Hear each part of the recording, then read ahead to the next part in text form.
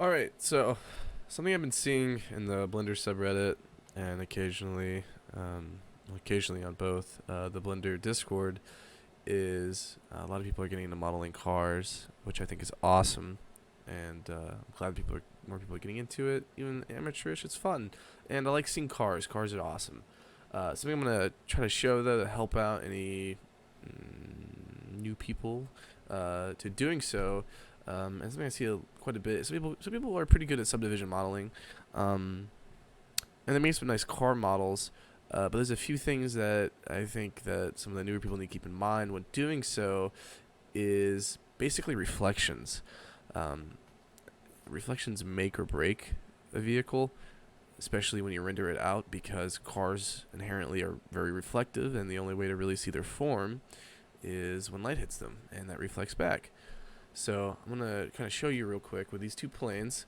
They're identical other than the subdivision setting. And kind of what we're going to do is I'm going to show you how poly density and topology affect reflections, and they reflect them pretty heavily. So you need to keep these two things in mind when you're modeling cars, especially when the final asset is done and you present it for a rendering, because they're going to change the way your car looks pretty heavily. So real quick, in standard flat shaded view, these look pretty identical. You can't really tell a difference with them. And this one has 0 subdivision level. If I go in edit mode here, it's just a simple plane with the corner vertexes pulled down. And this one's the same. It has a subdivision modifier on it. The big difference you'll see is if we go into a matte cap shading and put, I don't really like these studio light vertical ones, doesn't really matter, is the quality of the reflections are heavily different.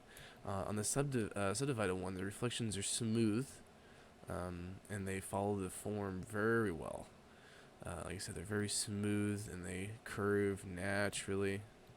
But on the one that's not subdivided, they're very blocky. And while I don't know the technical reasoning for this exactly, I believe it has to do with the way the normals are on the polygons. Um, that might be wrong. Um, but if you notice here, this shading's very janky. It doesn't really follow the form very well. It kind of stretches along, and it stretches along where the poly density is really low. So like across this entire face, it stretches across, and it only really actually moves or kind of curves per polygon. So already they both look the same in this flat shaded view, but those reflections look completely different. And that's going to matter quite a large amount. And just to kind of show this effect, this is on subdivision level 3. And this one's on 0, and we're going to slowly increase it, and you're going to notice how the quality of the reflections get a lot better. So on 1, we notice we're starting to actually follow the form. You can still see the jankiness because subdivision level 1, this is one big giant polygon, so there's actually not much going on in here. But right here where there's quite a few, it's following the form a lot better. Again, it's still kind of janky. 2, much better. At 2, we're getting quite a lot of smooth curves. It's following the topology quite well.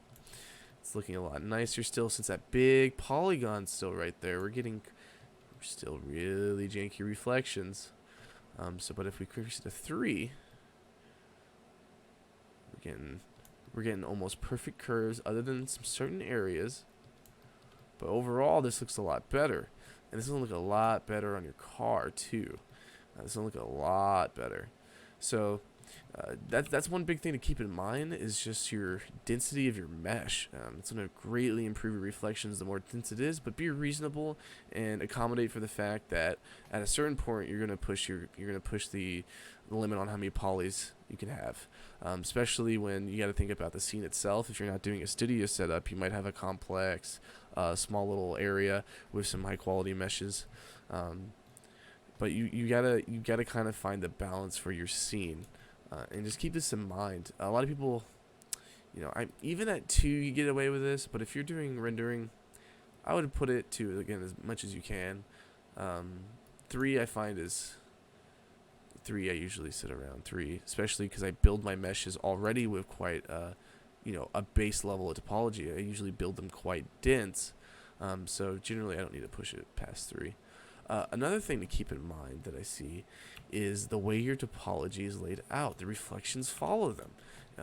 If we come and we look above, oops, look at that. We see that it bends naturally towards where those polygons were. You see it starts to curve towards it. If we come to the side, it follows it. Your reflections follow your topology. Let's see if I can move some of these around, and you can kind of see how the reflections are going to kind of follow it.